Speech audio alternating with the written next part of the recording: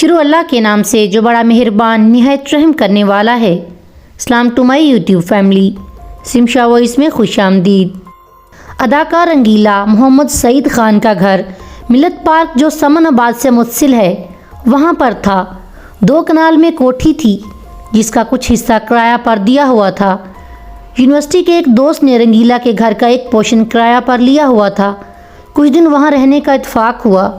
عجیب گھر تھا، بہت بڑا لان تھا، پھول لگے ہوتے تھے، لیکن لان میں بیٹھنے سے دل گھبراتا تھا۔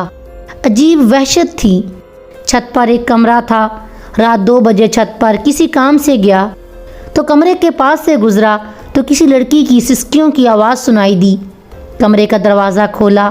کمرے میں ایک کرسی کے علاوہ کچھ نہ تھا۔ کمرے سے جیسے ہی باہر نکلا تو سسکیوں کی آواز پھر آنی شروع ہو گئی۔ 3 دن مسلسل وہ آواز آتی تھی۔ ایک روز صبح اٹھ کر میں نے لان میں کام کرتے ہوئے مالی کو آواز دی، مالی بابا ایک بات پوچھنی ہے، یہ اوپر والے کمرے میں سے سسکیوں کی آواز آتی ہے، میرے ساتھ اوپر آئیں۔ بیٹا رنگیلا صاحب نے 3 شادیاں کی تھیں۔ میں اس گھر میں پچھلے 32 سال سے ہوں۔ ان کی ایک بیٹی تھی، اس کو اسی کمرے میں 2 دن بھوکا پیاسا رکھا جاتا تھا۔ یہی کرسی تب بھی تھی۔ اب یہاں اوپر کوئی نہیں آتا۔ اسے محبت ہو گئی تھی یہاں ایک لڑکے سے۔ تب یہ لوگ بہت جلاد ہوتے تھے، بہت مارتے تھے اس کو، لیکن اس کی شادی نہیں کرتے تھے وہاں۔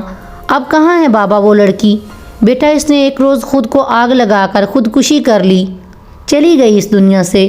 یہ ہے وہ باتھ ٹب، سارا جلا ہوا ہے نا، اسی میں لیٹ کر اس نے آگ لگائی تھی اپنے آپ کو۔ اس کی چیخیں اتنی بلند تھیں کہ ارد گرد کے لوگ اکٹھے ہو گئے تھے۔ میں بھاگتا ہوا یہاں آیا تھا، لیکن بی بی نے اندر سے کنڈی لگائی ہوئی تھی۔ پھر آہستہ آہستہ چیخیں سسکیوں میں بدل گئیں۔ ٹھیک 2 ماہ بعد اس لڑکے نے بھی خود کو گولی مار کر خودکشی کر لی تھی۔ اس علاقے میں بہت مشہور کہانی ہے یہ۔ اس روز میں اس کرسی سے لپٹ کر بہت رویا، پھر اس وحشت زدہ کوٹھی کو خیر آباد کہا اور گھر آ گیا۔ سنا ہے پھر وہ کوٹھی گرا دی گئی تھی، وہاں چھوٹے چھوٹے مکان بن گئے، لیکن لوگ بتاتے ہیں اکثر رات کو کسی کے سسکنے کی آواز آتی ہے۔